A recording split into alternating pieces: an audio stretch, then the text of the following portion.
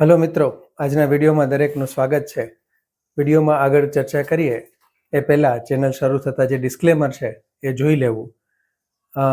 આજના જે વિડીયોની ચર્ચા કરવાની છે, આપણે દર અઠવાડિયે એક એવો વિડીયો બનાવીએ છીએ કે જેમાં ઘણું બધું ડિટેલ એનાલિસિસ હોય અને થોડો લાંબો વિડીયો હોય. નહીં તો જનરલી આપણે 7-8 મિનિટ 10 મિનિટનો મેક્સિમમ બનાવીએ છીએ. અને એકાદ મિત્રની કોમેન્ટ પણ હતી કે બહુ લાંબો વિડીયો ન બનાવો, પણ હું તો બને ત્યાં સુધી ટૂંકો જ બનાવું છું. પણ મિત્રો, ક્યારેક એવી ચર્ચા કરવાની થતી હોય તો પછી થોડુંક આપણે ડીપમાં એનાલિસિસ કરીએ તો વધારે મજા આવે. આ કેના જેવી વસ્તુ છે કે આપણે કોઈ શેરનો ખાલી નામ સાંભળીને એની લેવેચ કરતા હોઈએ અને એ શેર વિશે બધું જાણીને એના રિઝલ્ટ, એનો બિઝનેસ, એના જે કંઈ પરફોર્મન્સીસ, એને લગતા ન્યૂઝ, અને પછી આપણે જો એમાં રોકાણ કરીએ કે એના માટેની લેવેચ કરીએ તો આ બંનેમાં ફરક પડતો હોય છે. તો એટલા માટે થોડું ઘણું વિડીયો જે છે એ આપણે અઠવાડિયામાં એક વિડીયો એવો બનાવીએ છીએ કે જે મોસ્ટલી આપણે શનિ રવિમાં જોવા મળતો હોય છે.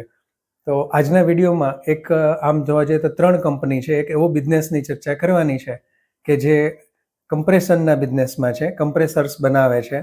એ સિવાય બીજી પણ કેટલીક પ્રોડક્ટ હોઈ શકે છે કંપનીની, પણ જે 3 કંપનીઓની ચર્ચા કરવાની છે એ 3 કંપનીનો મેઇન બિઝનેસ જે કહેવાય એ એર કમ્પ્રેસરનો બિઝનેસ છે. અને જે મિત્રોને ખબર હશે એ લોકોને તો મગજમાં કદાચ હવે નામ પણ આવવા માંડ્યા હશે, અને છતાંય આપણે નામ પણ મોટે ભાગે પહેલેથી જ કહી દઈએ છીએ. ક્યારેક તો આપણે ટાઇટલમાં પણ લખીએ છીએ. એવું કંઈ હોતું નથી કે વિડીયો ખૂબ તમે અડધો જુઓ પછી તમને નામ ખબર પડે, કે એનાથી આપણે કંઈ પેલું નથી, મતલબ કે એવું કંઈ એંગેજમેન્ટ આપણે નથી જોતું. પણ જે માહિતી આપેલી હોય એ માહિતીનો તમે બરાબર વિચાર કરો અને પછી તમે સ્ટોક માર્કેટમાં કામ કરો તો તમને વધારે સારો કોન્ફિડન્સ આવે અને તમારો રિટર્ન રેશિયો જે છે એ પણ ખૂબ સારો થઈ શકે છે. તો આજે જે ચર્ચા કરવાની છે એ પહેલી વહેલી કંપનીથી શરૂઆત કરીએ તો એ પહેલી કંપનીનું નામ છે એલગી ઇક્વિપમેન્ટ, અથવા એલજી ઇક્વિપમેન્ટ પણ કહેવાય છે. ઘણી જૂની કંપની છે. 1960માં કંપનીની સ્થાપના થઈ હતી. કંપની ગ્રુપ જે છે બહુ જાણીતું છે, એલજી બાલાકૃષ્ણન ગ્રુપ જે છે, અને એ ગ્રુપની એલજી બાલા અને ઘણી બધી બીજી પણ ઘણી કંપનીઓ લિસ્ટેડ છે. ગ્રુપ ઘણું ખૂબ રેપ્યુટેડ છે, સાઉથનું ગ્રુપ છે, અને પ્રમોટર્સ જે કહેવાય એ ખૂબ સરસ છે.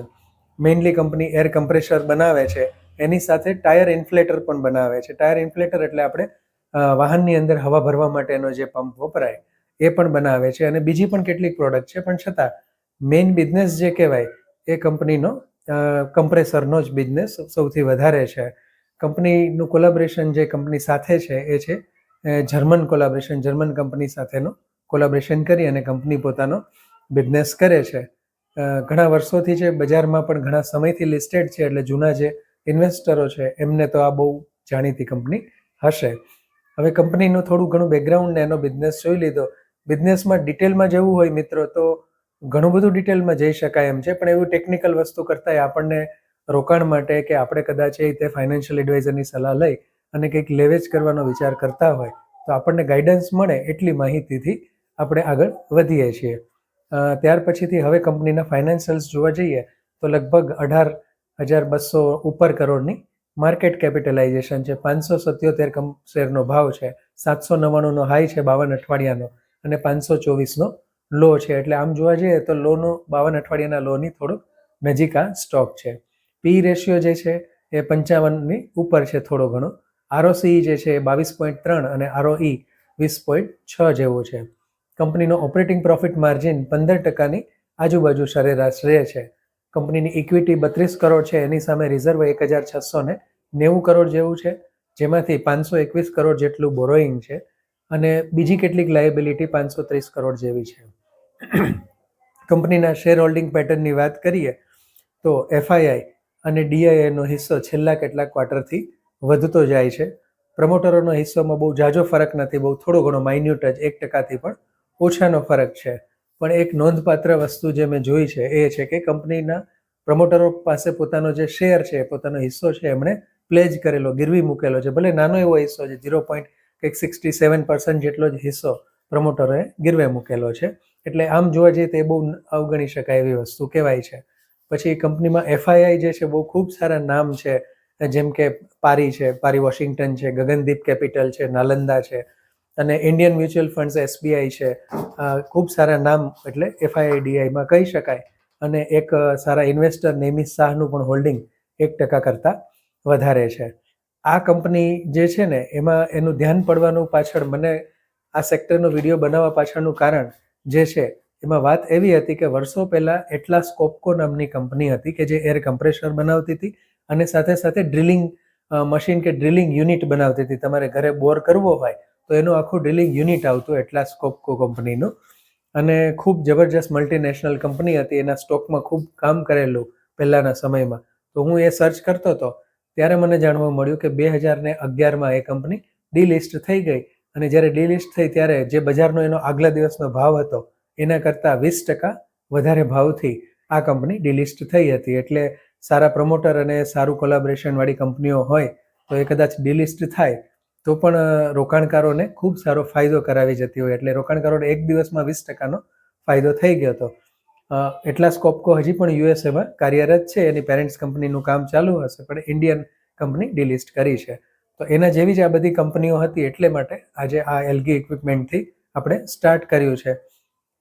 ત્યાર પછીથી અને એલગી ઇક્વિપમેન્ટ માટે આગળ વધીએ પહેલાં કે અત્યારે એનું કરેક્શન ફેઝ ચાલે છે. છેલ્લા 1 વર્ષમાં જોશો તો એલગી ઇક્વિપમેન્ટે ખાસ કોઈ રિટર્ન આપ્યું નથી. બજારે પણ સારું રિટર્ન આપ્યું છે તેમ છતાં, પણ એના કારણોમાં કોઈ ખાસ કહેવાય કે કંપનીનો કોઈ નેગેટિવ પોઈન્ટ કે એવું જોવા નથી મળતું, પણ પ્રોફિટ ગ્રોથ અને સેલ્સ ગ્રોથ એટલો બધો હાઈફાઈ નથી, સિંગલ ડિજિટમાં છે, એનું પ્રમાણ થોડું ઓછું છે. બાકી છેલ્લું રિઝલ્ટ પણ કંપનીનું સારું છે અને ઓલ ઓવર સ્ટ્રક્ચર સારું છે કંપનીનું, એટલે કોન્ફિડન્સ લાવવા જેવી કંપની છે. બીજી કંપની જે છે એની આપણે વાત કરીએ એ છે ઇંગરસોલ રેન્ડ કરીને. ઇંગરસોલ રેન્ડ જે છે એ પણ 1921થી ઇન્ડિયાની અંદર કાર્યરત છે અને મેઇન કંપની યુએસએ બેઝ છે. યુએસએમાં પણ ઇંગરસોલ લિસ્ટેડ સ્ટોક છે. 13,000 કરોડનું માર્કેટ કેપિટલાઇઝેશન છે. 4,131 જેવો ભાવ ચાલે છે. એનો હાઈ 5,000નો છે અને લો 2,996નો છે. પી રેશિયો 54.2નો છે. આરઓસી આ કંપનીનો ખૂબ સારો છે, 51.4% આરઓસી છે અને આરઓઈ જે છે 38.4% જેવો છે, જે ખૂબ સારું કહી શકાય. ઓપરેટિંગ પ્રોફિટ માર્જિન પણ કંપનીનો સારો છે, 24% ઓપરેટિંગ પ્રોફિટ માર્જિનથી કામ કરે છે. કંપનીની ઇક્વિટી 32 કરોડ છે, એની સામે એનું રિઝર્વ 608 કરોડ છે, જેમાંથી 5 કરોડનું બોરોઈંગ છે, દેવું છે, અને 257 કરોડની બીજી લાયબિલિટી છે.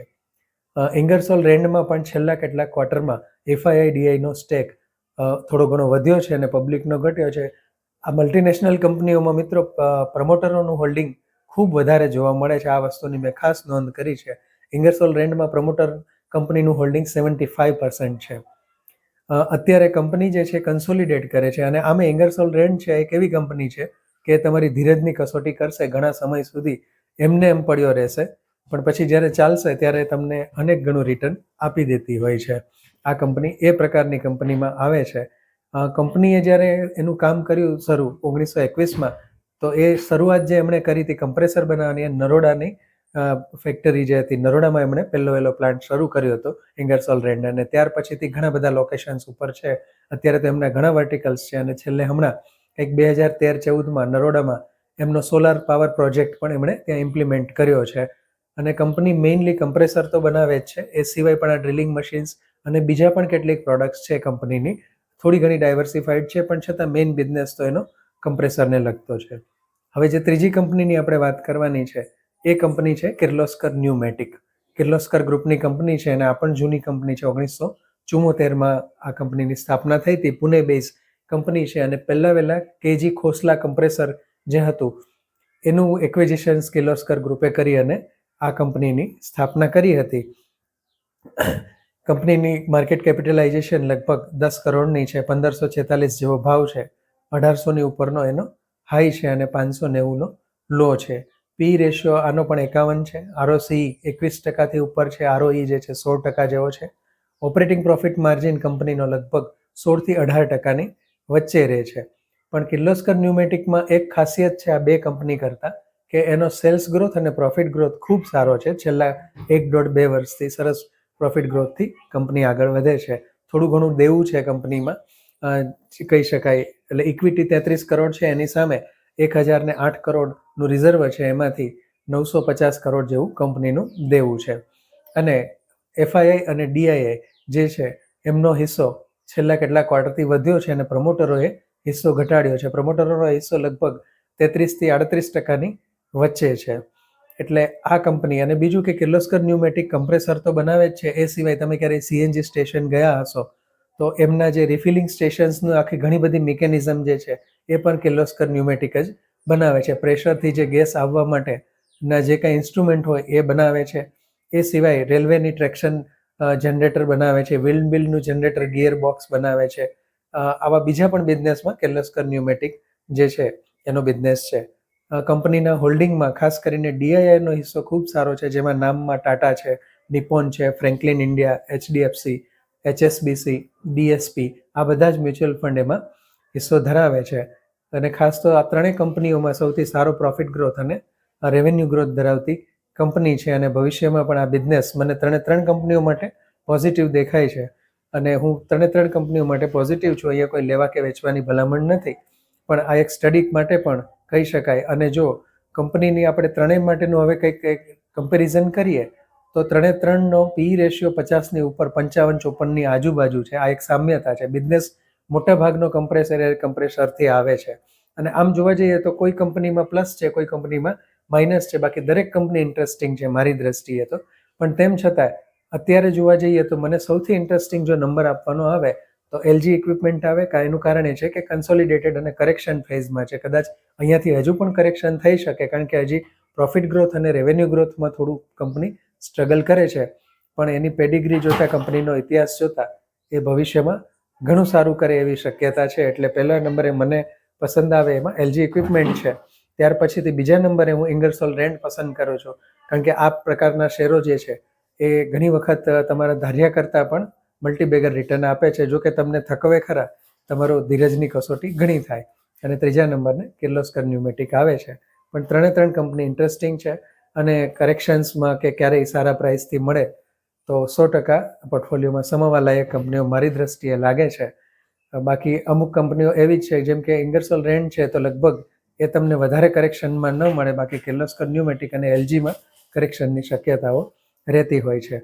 તેમ છતાં ફરીથી એક વખત દરેક મિત્રને અપીલ કરવાની કે કોઈ પણ શેરની લેવેચ કરતાં પહેલાં ફાઇનાન્શિયલ એડવાઇઝરની સલાહ લેવી, અને તમારે તમારું પોતાનું પણ જે રિસર્ચ છે એ રિસર્ચ કરી અને ત્યાર પછીથી તમે નિર્ણય લો તો તમને આ શેરના કોન્ફિડન્સ ખૂબ ઘણો વધારે આવે. વધુને વધુ મિત્રોને આ વિડીયો શેર કરો, લાઈક કરો અને સબસ્ક્રાઈબ કરો. જય હિન્દ મિત્રો.